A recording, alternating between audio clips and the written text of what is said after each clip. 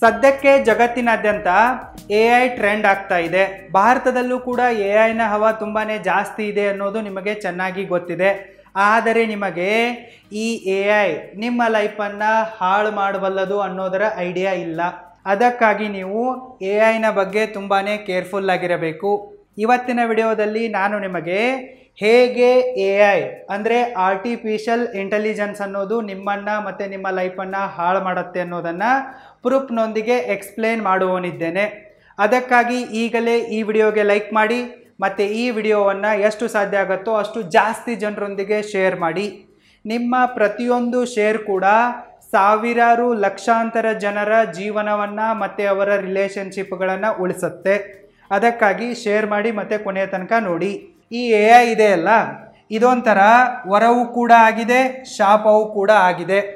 ನಾವು ಈ AIಯನ್ನು ಸರಿಯಾಗಿ ಬಳಕೆ ಮಾಡ್ಕೊಂಡ್ಬಿಟ್ರೆ ಬಹಳಷ್ಟು ಅಚೀವ್ಮೆಂಟ್ಗಳನ್ನು ಮಾಡ್ಬೋದು, ಡೆವಲಪ್ಮೆಂಟ್ಗಳನ್ನು ಕೂಡ ಮಾಡ್ಬೋದು. AI ಒಂಥರ ವರ ಆಗಿದೆ. ಆದರೆ ನಮ್ಮ ಭಾರತೀಯರಲ್ಲಿ ಮುಂಚೆಯಿಂದಲೂ ಕೂಡ ಒಂದು ರೋಗವಿದೆ. ನಮಗೆ ಪ್ರತಿಯೊಂದು ವರವನ್ನು ಶಾಪ ಮಾಡಿಕೊಳ್ಳುವ ಮೂರ್ಖ ಬುದ್ಧಿ ಇದೆ. ಸಿವಿಕ್ ಸೆನ್ಸ್ ಅನ್ನೋದು ನಮ್ಮಲ್ಲಿಲ್ಲ. ಹೀಗಾಗಿ AI ಭಾರತೀಯರಿಗೆ ಖಂಡಿತವಾಗಿಯೂ ಶಾಪ ಆಗೇ ಆಗತ್ತೆ ಅನ್ನೋದರಲ್ಲಿ ಎರಡು ಮಾತಿಲ್ಲ. AIಯನ್ನು ಬಳಕೆ ಮಾಡ್ಕೊಂಡ್ಬಿಟ್ಟು ಒಬ್ಬ ವ್ಯಕ್ತಿ ಪ್ರೊಡಕ್ಟಿವ್ ಕೆಲಸಗಳನ್ನು ಕೂಡ ಮಾಡ್ಬೋದು. ಅದೇ ಥರ AIಯನ್ನು ಬಳಕೆ ಮಾಡ್ಕೊಂಡ್ಬಿಟ್ಟು ಓರ್ವ ವ್ಯಕ್ತಿ ಬೇರೆಯವರ ಲೈಫನ್ನು ಕೂಡ ಹಾಳು ಮಾಡ್ಬೋದು. ಉದಾಹರಣೆಗಾಗಿ ಹೇಳಬೇಕಪ್ಪ ಅಂತಂದರೆ AIಯನ್ನು ಬಳಸ್ಕೊಂಡ್ಬಿಟ್ಟು ಯಾರು ಬೇಕಾದವರ ಒಂದು ಇಮೇಜನ್ನು ತೊಗೊಂಡ್ಬಿಟ್ಟು ಅಶ್ಲೀಲವಾಗಿರುವ ಇಮೇಜ್ಗಳನ್ನು ಸೃಷ್ಟಿ ಮಾಡಬಹುದು, ವಿಡಿಯೋಗಳನ್ನು ಸೃಷ್ಟಿ ಮಾಡಬಹುದು, ಅವುಗಳನ್ನು ಇಂಟರ್ನೆಟ್ನಲ್ಲಿ ಹರಿಬಿಟ್ಟುಬಿಟ್ಟು ಆ ವ್ಯಕ್ತಿಯ ತೇಜೋವಧೆ ಮಾಡಬಹುದು, ಅವರ ಲೈಫನ್ನು ಹಾಳು ಮಾಡ್ಬೋದು, ಡಿವೋರ್ಸ್ಗಳನ್ನು ಮಾಡಿಸ್ಬೋದು, ಎಲ್ಲವನ್ನ ಕೂಡ ಮಾಡೋಕ್ಕೆ ಸಾಧ್ಯ ಇದೆ. ಫೇಕ್ ಆಗಿರುವ ವಿಡಿಯೋಗಳನ್ನು ಫೋಟೋಗಳನ್ನು ರೆಡಿ ಮಾಡಿಬಿಟ್ಟು ಬೇರೆಯವರೇ ತಪ್ಪು ಮಾಡಿದ್ದಾರೆ ಅಂಥೇಳಿ ಅವರನ್ನು ಆ ಕೇಸ್ಗಳಲ್ಲಿ ಫಿಟ್ ಮಾಡ್ಬೋದು. ಹುಡುಗಿಯರ ಫೋಟೋಗಳನ್ನು ವಿಡಿಯೋಗಳನ್ನು ಈ ಥರ ಫೇಕ್ ಡೋಪಿಂಗ್ ಮಾಡಿಬಿಟ್ಟು ಎಲ್ಲ ಕಡೆಗೆ ಕಳಿಸ್ಬಿಟ್ಟು ಅವರ ಲೈಫನ್ನು ಕೂಡ ಬರ್ಬಾದ್ ಮಾಡ್ಬೋದು. ಸೊ ಅದಕ್ಕಾಗಿ ಈ AI ಒಂದು ಶಾಪ ಆಗಿದೆ, ಶಾಪ ಆಗತ್ತೆ ಭಾರತೀಯರ ವಿಚಾರದಲ್ಲಿ. ಹೇಗಂತೇಳಿ ಪ್ರಾಕ್ಟಿಕಲ್ ಪ್ರೂಫ್ನೊಂದಿಗೆ ಎಕ್ಸ್ಪ್ಲೇನ್ ಮಾಡುವೆ. ಇಲ್ಲಿ ನೋಡಿ, ಉದಾಹರಣೆಗಾಗಿ ನಾನು ನನ್ನದೇ ಇಮೇಜನ್ನು ತೆಗೆದುಕೊಳ್ತಾ ಇರುವೆ.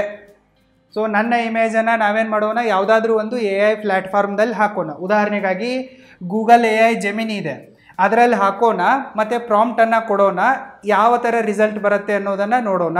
ಇಲ್ಲಿ ನೋಡಿ, ನಾನೀಗ ಗೂಗಲ್ ಜೆಮಿನಿಯನ್ನು ಓಪನ್ ಮಾಡಿರುವೆ. ಈಗಾಗಲೇ ನನ್ನ ಒಂದು ಇಮೇಜನ್ನು ನಾನು ಆ್ಯಡ್ ಮಾಡಿರುವೆ. ಇನ್ನೊಂದು ಸರ್ತಿ ನಿಮಗೆ ಗೊತ್ತಾಗಲಿ ಅಂಥೇಳಿ ನಾನು ನನ್ನ ಇಮೇಜನ್ನು ಇಲ್ಲಿ ಅಪ್ಲೋಡ್ ಮಾಡುವೆ.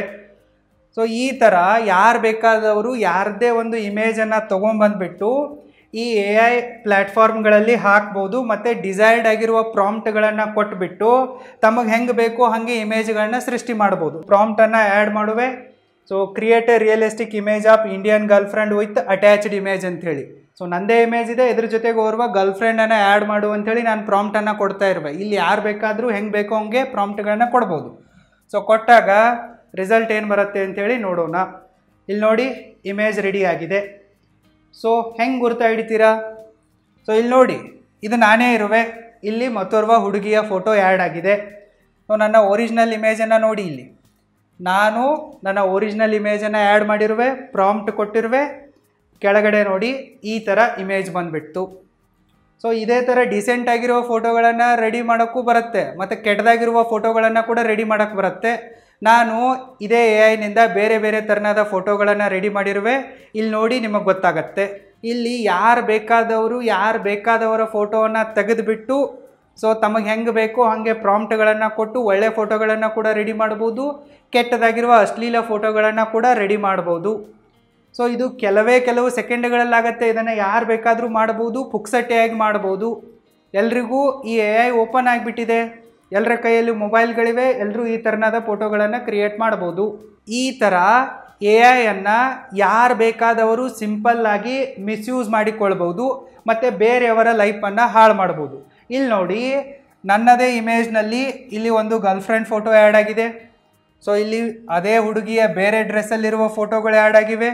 ಸೊ ಇಲ್ಲಿ ನಮಗೆ ರೊಮ್ಯಾಂಟಿಕ್ಕಾಗಿ ಫೋಟೋ ಕ್ರಿಯೇಟ್ ಮಾಡ್ಬೇಕಂತಂದರೆ ರೊಮ್ಯಾಂಟಿಕ್ಕಾಗಿ ಕ್ರಿಯೇಟ್ ಮಾಡೋಕ್ಕೆ ಬರುತ್ತೆ. ಇಂಡೋರ್ನಲ್ಲಿ ಬೇಡಪ್ಪ ಔಟ್ಡೋರ್ನಲ್ಲಿ ಬೇಕು ಅಂತಂದರೆ ಔಟ್ಡೋರ್ನಲ್ಲೂ ಕೂಡ ಫೋಟೋಗಳನ್ನು ಕ್ರಿಯೇಟ್ ಮಾಡೋಕ್ಕೆ ಬರುತ್ತೆ.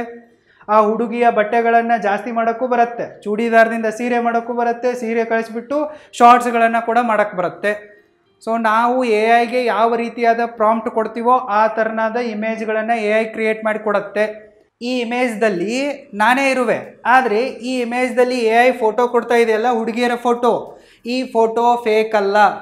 ಈ ಫೋಟೋ ಕೂಡ ಒರಿಜಿನಲ್ ಆಗಿರುತ್ತೆ. ಭಾರತದಲ್ಲಿ ಜಗತ್ತಿನಲ್ಲಿ ಜನಸಂಖ್ಯೆ ಜಾಸ್ತಿ ಇದೆ, ಯಾರ್ದಾದ್ರೂ ಒಂದು ಫೋಟೋವನ್ನು ಎತ್ತಿಬಿಟ್ಟು ಸ್ವಲ್ಪ ಮಾಡಿಫಿಕೇಷನನ್ನು ಮಾಡಿಬಿಟ್ಟು ಎ ಐ ಇಲ್ಲಿ ಕಾಪಿ ಪೇಸ್ಟ್ ಮಾಡಿರುತ್ತೆ. ಈ ಫೋಟೋದಲ್ಲಿರುವ ಹುಡುಗಿ ಎಲ್ಲಾದರೂ ಒಂದು ಕಡೆ ಕಂಪಲ್ಸರಿಯಾಗಿ ಎಕ್ಸಿಸ್ಟ್ ಆಗಿರ್ತಾಳೆ. ಸೊ ಈ ಫೋಟೋ ವೈರಲ್ ಆದರೆ ಅವಳಿಗೆ ಗೊತ್ತಾಗತ್ತೆ, ವೈರಲ್ ಆಗದಿದ್ರೆ ಅವಳಿಗೆ ಈ ಥರದಾದ ಒಂದು ಫೋಟೋ ಕ್ರಿಯೇಟ್ ಆಗಿದೆ, ಎ ಐ ಹಗರಣ ಮಾಡಿದೆ ಅನ್ನೋದು ಅವಳಿಗೆ ಗೊತ್ತೇ ಆಗಲ್ಲ. ಎ ಐ ಏನು ಒರಿಜಿನಲ್ ಸೋರ್ಸ್ ಕ್ರಿಯೇಟರ್ ಅಲ್ಲ. ಎ ಐ ಏನಾಗಿದೆ, ಬೇರೆಯವರ ಡಾಟಾಬೇಸ್ದಿಂದ ತಗೊಳ್ಕೊಳ್ಳುತ್ತೆ, ನಿಮಗೆ ತೋರಿಸುತ್ತೆ. ಈಗ ನೀವು ಎ ಐಗೆ ಅಥವಾ ChatGPTಗೆ ಏನೋ ಒಂದು ಕ್ವಶನ್ ಕೇಳಿದರೆ ಅದೇನು ಸ್ವಂತ ಯೋಚನೆಯಿಂದ ಕೊಡಲ್ಲ. ಅದರಲ್ಲಿ ಫೀಡ್ ಮಾಡಿರ್ತಾರೆ, ಸ್ಕ್ಯಾನ್ ಮಾಡಿ ಪುಸ್ತಕಗಳನ್ನು ಹಾಕಿರ್ತಾರೆ, ಇಂಟರ್ನೆಟ್ಟಲ್ಲಿ ಏನು ಅವೈಲೇಬಲ್ ಇದೆಯೋ ಅದನ್ನೇ ನಿಮಗೆ ಫಿಲ್ಟರ್ ಮಾಡಿ ಅದು ಕೊಡುತ್ತೆ. ಎ ಐ ಕೂಡ 99% ಕೇಸ್ಗಳಲ್ಲಿ ಸುಳ್ಳು ಹೇಳುತ್ತೆ, ChatGPT ಕೂಡ ರಾಂಗ್ ಇನ್ಫಾರ್ಮೇಷನ್ ಕೊಡುತ್ತೆ. ಸೊ ಇದು ಪರ್ಮನೆಂಟ್ ಅಲ್ಲ. ಜನ ಇನ್ಫಾರ್ಮೇಷನ್ಗೋಸ್ಕರ ಎ ಐಯನ್ನು ಬಳಸ್ತಾ ಇದ್ದಾರೆ ಅಂತಂದ್ರೂ ಕೂಡ ಡೇಂಜರಸ್ ಇದೆ. ಇನ್ನು ಯಾರಾದರೂ ಕ್ರಿಮಿನಲ್ ಮೈಂಡ್ಸೆಟ್ ಇರೋರು ಬೇರೆಯವರ ಇಮೇಜ್ ಡ್ಯಾಮೇಜ್ ಮಾಡೋದಕ್ಕಾಗಿ ಈ ಥರದ ಫೋಟೋಗಳನ್ನು ಕ್ರಿಯೇಟ್ ಮಾಡೋಕ್ಕೆ, ಸರ್ಕ್ಯುಲೇಟ್ ಮಾಡೋಕ್ಕೆ ಮಾಡ್ತಾ ಇದ್ದಾರೆ ಅಂತಂದ್ರೂ ಕೂಡ ಎ ಐ ಡೇಂಜರಸ್ ಆಗಿದೆ ಮತ್ತು ಎ ಐ ಈಸಿಲಿ ಮಿಸ್ಯೂಸ್ ಆಗುತ್ತೆ. ನಿಮಗೆ ಈ ಎ ಐನಿಂದ ಏನು ಎಫೆಕ್ಟ್ ಆಗುತ್ತೆ ಅನ್ನೋದನ್ನು ಇನ್ನೂ ಬಿಡಿಸಿ ಹೇಳಬೇಕಪ್ಪ ಅಂತಂದರೆ, ಈ ಎ ಐನಿಂದ ಇನ್ನೋಸೆಂಟ್ ಜನರಿಗೆ ಶಿಕ್ಷೆ ಆಗತ್ತೆ, ಅವ್ರ ಲೈಫ್ ಹಾಳಾಗತ್ತೆ, ಮತ್ತು ರಿಯಲ್ ಕ್ರಿಮಿನಲ್ಸ್ಗಳಿರ್ತಾರಲ್ಲ ಅವ್ರು ಈಸಿಲಿ ಬಚಾವಾಗ್ತಾರೆ. ಈಗ ಈ ಒಂದು ಫೋಟೋವನ್ನು ನೋಡಿ, ಯಾವುದಾದ್ರೂ ಒಂದು ಹುಡುಗಿಯ ಮದುವೆ ಫಿಕ್ಸ್ ಆಗಿದೆ ಅಥವಾ ಈಗಾಗಲೇ ಮದುವೆ ಆಗಿದೆ ಅಂತ ಅಂದ್ಕೊಳ್ಳಿ, ಅಥವಾ ಹುಡುಗನ ಮದುವೆ ಫಿಕ್ಸ್ ಆಗಿದೆ, ಮದುವೆ ಆಗಿದೆ ಅಂತ ಅಂದ್ಕೊಳ್ಳಿ. ಅವರ ಲವ್ ಮ್ಯಾಟರು ಮತ್ತು ಅವರ ವೈವಾಹಿಕ ಜೀವನ ಚೆನ್ನಾಗಿ ಸಾಗ್ತಾ ಇದೆ, ನಮಗೆ ಅವರ ಬ್ರೇಕಪ್ಪು ಮತ್ತು ಡಿವೋರ್ಸ್ ಮಾಡೋದಿದೆ ಅಂತ ಅಂದ್ಕೊಳ್ಳಿ. ಸೊ ಆವಾಗ ಏನು ಮಾಡ್ಬೋದು, ಯಾವುದಾದ್ರೂ ಒಬ್ಬ ವ್ಯಕ್ತಿ ಅವರ ಸೋಷಿಯಲ್ ಮೀಡಿಯಾ ಅಕೌಂಟ್ಗಳಿಂದ, ಅಂದರೆ ಫೇಸ್ಬುಕ್ನಿಂದ, ಇನ್ಸ್ಟಾಗ್ರಾಮ್ನಿಂದ, ಟಿಕ್ಟಾಕ್ನಿಂದ ಅವ್ರು ಎಲ್ಲಿ ಫೋಟೋ ಅಪ್ಲೋಡ್ ಮಾಡಿದ್ದಾರೆ ತೊಗೋಬೋದು. ಇಲ್ಲ ಅವರ ಕಾಂಟ್ಯಾಕ್ಟ್ನಲ್ಲಿದ್ದರೆ ಅವರ ವಾಟ್ಸಪ್ ಡಿ ಪಿಯಿಂದಲೇ ಅವರ ಫೋಟೋವನ್ನು ತೊಗೋಬೋದು. ಅದನ್ನು ಕೊಟ್ಟುಬಿಟ್ಟು ಎ ಐ ಪ್ಲ್ಯಾಟ್ಫಾರ್ಮ್ಗಳಲ್ಲಿ ಹಾಕಿ ಪ್ರಾಂಪ್ಟ್ ಕೊಟ್ಟು ಹೆಂಗೆ ಬೇಕೋ ಹಂಗೆ ಇಮೇಜ್ಗಳನ್ನ ಕ್ರಿಯೇಟ್ ಮಾಡ್ಬೋದು. ಸೊ ಈ ಥರನಾದ ಇಮೇಜ್ಗಳು ಸೋಷಿಯಲ್ ಮೀಡಿಯಾದಲ್ಲಿ ಹರಿದಾಡೋಕ್ಕೆ ಶುರು ಮಾಡಿದರೆ, ಇಲ್ಲವೇ ಈ ಹುಡುಗಿಯ ಗಂಡನಿಗೆ ಕಳಿಸಿದರೆ, ಈ ಹುಡುಗನ ಹೆಂಡತಿಗೆ ಕಳಿಸಿದರೆ, ಈ ಫೋಟೋ ನೋಡಿ ಅವರ ಸಂಬಂಧ ಕೆಡುತ್ತೆ, ಲೈಫ್ ಹಾಳಾಗೇ ಆಗತ್ತೆ. ಅವ್ರಿಗಿನ್ನೂ ಮದುವೆ ಆಗಿಲ್ಲ, ಆ ಹುಡುಗಿಗೆ ಹುಡುಗನಿಗೆ ಮದುವೆ ಆಗಿಲ್ಲಪ್ಪ ಅಂತಂದರೆ ಯಾರು ಹೆಣ್ಣು ಕೊಡ್ತಾರೆ, ಯಾರು ಗಂಡು ಕೊಡ್ತಾರೆ? ಅವ್ರ ಮದುವೆ ಫಿಕ್ಸ್ ಆಗಿದ್ದರೆ ಮದುವೆ ಕ್ಯಾನ್ಸಲ್ ಆಗುತ್ತೆ, ಮದುವೆ ಆಗಿದ್ದರೆ ಡಿವೋರ್ಸ್ ಆಗುತ್ತೆ, ಮದುವೆ ಆಗಿಲ್ಲ ಅಂತಂದರೆ ಆಗೋದೇ ಡೌಟ್ ಆಗಿಬಿಡತ್ತೆ. ಸೊ ಈ ಥರ ಇದು ಇನ್ನೋಸೆಂಟ್ ಆಗಿರುವ ವ್ಯಕ್ತಿಗಳ ಜೀವನವನ್ನು ಹಾಳು ಮಾಡುತ್ತೆ. ಇನ್ನು ಕೆಲವೊಂದಿಷ್ಟು ಜನ ಇರ್ತಾರೆ, ಹುಡುಗಿಯರನ್ನು ದುರ್ಬಳಕೆ ಮಾಡಿಕೊಳ್ತಾ ಇರ್ತಾರೆ, ಅವರ ಫೋಟೋಗಳನ್ನು ವಿಡಿಯೋಗಳನ್ನು ಇಟ್ಕೊಂಡ್ಬಿಟ್ಟು ಬ್ಲ್ಯಾಕ್ ಮೇಲ್ ಮಾಡ್ತಾ ಇರ್ತಾರೆ. ಸೊ ಅವರ ರಿಯಲ್ ಆಗಿರುವ ಫೋಟೋಗಳು ವಿಡಿಯೋಗಳು ಪೊಲೀಸರ ತನಕ ಹೋದರೂ ಕೂಡ ಅವರು ಇದು ಎ ಐ ಇಮೇಜ್ ಇದೆ, ಎ ಐ ವಿಡಿಯೋ ಇದೆ, ಡೋಪ್ ಮಾಡಿದ್ದಾರೆ, ಫೇಕ್ ಇದೆ ಅಂತ ಹೇಳಿಬಿಟ್ಟು ನಾನು ತುಂಬಾ ಸಾಚ ಅನ್ನೋ ಥರ ಬಚಾವಾಗಿಬಿಡ್ತಾರೆ. ರಿಯಲ್ ಆಗಿ ಹೆಣ್ಮಕ್ಕಳೊಂದಿಗೆ ಅತ್ಯಾಚಾರ ಮಾಡಿದವರು ಪ್ರೂಫ್ ಸಿಕ್ಕರೂ ಕೂಡ ಇದು ಫೇಕ್ ಇದೆ ಅಂತೇಳಿ ಹೇಳಿಬಿಟ್ಟು ಈಸಿಲಿ ಬಚಾವಾಗಿ ಓಡೋಗ್ಬಿಡ್ತಾರೆ. ಆದರೆ ಏನೂ ತಪ್ಪು ಮಾಡಿದವರು ಕೂಡ ಪೊಲೀಸ್ನವರಿಗೆ ಫಿಕ್ಸ್ ಮಾಡೋದಿದ್ದರೆ ಅಂಥವರನ್ನು ಇಂಥ ಕೇಸುಗಳಲ್ಲಿ ಇದನ್ನೇ ಇಟ್ಕೊಂಡು ಫಿಕ್ಸ್ ಮಾಡಿಬಿಡ್ತಾರೆ. ನಮ್ಮ ಭಾರತೀಯ ಕಾನೂನು ಹೆಂಗಿದೆ ಅನ್ನೋದು ನಿಮಗೆ ಗೊತ್ತಿದೆ. ರೇಪ್ ಆದರೂ ಕೂಡ ಅದರಲ್ಲಿ ನ್ಯಾಯ ಸಿಗೋಕ್ಕೆ 20 ವರ್ಷ ಆದರೂ ಸಿಗತ್ತೋ ಇಲ್ಲೋ ಡೌಟ್ ಇರುತ್ತೆ. ಸೊ ಇಂಥ ಕೇಸುಗಳಲ್ಲಿ ಅಮಾಯಕರಿಗೆ ಶಿಕ್ಷೆ ಆಗತ್ತೆ ಮತ್ತು ರಿಯಲ್ ಕ್ರಿಮಿನಲ್ಗಳು ಬಚಾವಾಗೋಕ್ಕೆ ಈ ಎ ಐ ಹೆಲ್ಪ್ ಮಾಡುತ್ತೆ. ಈ ಎ ಐನಿಂದ ಬಚಾವ್ ಮಾಡಿಕೊಳ್ಳೋದು ಹೇಗೆ ಅನ್ನೋದನ್ನು ಕೂಡ ಹೇಳುವೆ, ಡೋಂಟ್ ವರಿ. ನೀವು ನಿಮ್ಮ ಹತ್ರ ಬಂದಿರುವ ಫೋಟೋಗಳನ್ನು ಸೂಕ್ಷ್ಮವಾಗಿ ಗಮನಿಸಿದರೆ ನಿಮಗೊಂದು ಈ ಥರನಾದ ಚಿಹ್ನೆ ಕಾಣಿಸುತ್ತೆ ಪ್ರತಿ ಫೋಟೋದಲ್ಲಿ ಮತ್ತು ವಿಡಿಯೋದಲ್ಲಿ, ಕಾರ್ನರ್ಗೆ ಒಂಥರ ನಕ್ಷತ್ರಾಕಾರದಲ್ಲಿ. ಸೊ ನಿಮ್ಮ ಹತ್ರ ಬಂದಿರುವ ಫೋಟೋವನ್ನು ನೋಡಿ ನೀವು ಯಾವುದೇ ಒಂದು ಜಜ್ಮೆಂಟನ್ನು ತೆಗೆದುಕೊಳ್ಳೋದಕ್ಕಿಂತ ಮುಂಚೆ ಅದರಲ್ಲಿ ಕಾರ್ನರ್ನಲ್ಲಿ ಈ ಥರನಾದ ಸ್ಟಾರ್ ಮಾರ್ಕಿನ ಸೈನ್ ಇದೆನಾ ನೋಡೋದು. ಈ ಸೈನ್ ಇದೆಯಪ್ಪ ಅಂತಂದರೆ ಇದು ಆರ್ಟಿಫಿಷಿಯಲ್ ಇಂಟೆಲಿಜೆನ್ಸ್ನಿಂದ ಸೃಷ್ಟಿ ಮಾಡಲಾಗಿರುವ ಫೇಕ್ ಇಮೇಜು, ಫೇಕ್ ವಿಡಿಯೋ ಆಗಿರುತ್ತೆ. ಇನ್ನು ಯಾರು ಬೇಕಂತಲೇ ಕ್ರೈಮ್ ಮಾಡ್ತಾ ಇರ್ತಾರಲ್ಲ ಅವರಿಗೆ ಫೋಟೋಶಾಪ್ ಬರ್ತಾ ಇರುತ್ತೆ, ವಿಡಿಯೋ ಎಡಿಟಿಂಗ್ ಬರ್ತಾ ಇರುತ್ತೆ, ಅವರು ಫೋಟೋಶಾಪ್ನಲ್ಲಿ ಹೋಗಿ ಈ ಸೈನನ್ನು ಈಸಿಲಿ ಎರೇಸ್ ಮಾಡಿಬಿಡ್ತಾರೆ, ಅವಾಗ ಗೊತ್ತಾಗಲ್ಲ. ಸೊ ಅದಕ್ಕಾಗಿ ನಿಮ್ಮ ಹತ್ರ ಯಾವುದೇ ಫೋಟೋ ಬಂದರೂ ಕೂಡ ಆ ಫೋಟೋದಲ್ಲಿರುವ ಹುಡುಗ ಹುಡುಗಿ ನೀವೇ ಆಗಿದ್ದರೂ ಕೂಡ ಅದನ್ನು ಜಡ್ಜ್ ಮಾಡೋದಕ್ಕಿಂತ ಮುಂಚೆ ಅಥವಾ ದುಡುಕಿ ನಿರ್ಧಾರ ತೆಗೆದುಕೊಳ್ಳೋದಕ್ಕಿಂತ ಮುಂಚೆ ನೀವು ಬಹಳಷ್ಟು ಯೋಚನೆ ಮಾಡಬೇಕು. ಇದೋ ಒಂದು ಸೊಲ್ಯೂಷನ್ ಇದೆ. ಇದು ಬಿಟ್ಟರೆ ಬೇರೆ ಏನಿಲ್ಲ. ಯಾಕಪ್ಪ ಅಂತಂದರೆ you are naked in the ಇಂಟರ್ನೆಟ್ಟಲ್ಲಿ ನಾವೆಲ್ಲರೂ ಕೂಡ ಬೆತ್ತಲೆ ಆಗಿದ್ದೇವೆ. ನಾವು ನಮ್ಮ ಮೊಬೈಲ್ನಿಂದ ಫೋಟೋಗಳನ್ನು ಕ್ಲಿಕ್ ಮಾಡಿ ಡಿಲೀಟ್ ಮಾಡಿದರೂ ಕೂಡ ಅದು ಸ್ಟೋರ್ ಆಗಿರುತ್ತೆ. ನಾವು ನಮ್ಮ ಮೊಬೈಲ್ಗಳನ್ನು ಒಂದು ಸರ್ತಿ ಸೋಷಿಯಲ್ ಮೀಡಿಯಾಗೆ, ವಾಟ್ಸಪ್ಗೆ, ಇಂಟರ್ನೆಟಿಗೆ ಕೊಟ್ಟರೆ ಅದನ್ನು ಪರ್ಮನೆಂಟಾಗಿ ಡಿಲೀಟ್ ಮಾಡೋಕ್ಕೆ ಯಾವುದೇ ಅವಕಾಶಗಳಿಲ್ಲ. ಸೊ ನಾವು ಈ AI ಅನ್ನೋ ಭೂತದಿಂದ ನಮ್ಮನ್ನು ನಾವು ರಕ್ಷಣೆ ಮಾಡ್ಕೋಬೇಕಪ್ಪ ಅಂತಂದರೆ ಅನಾವಶ್ಯಕವಾಗಿರುವ ವ್ಯಕ್ತಿಗಳೊಂದಿಗೆ ಸಂಬಂಧ ಬೆಳೆಸಬಾರ್ದು.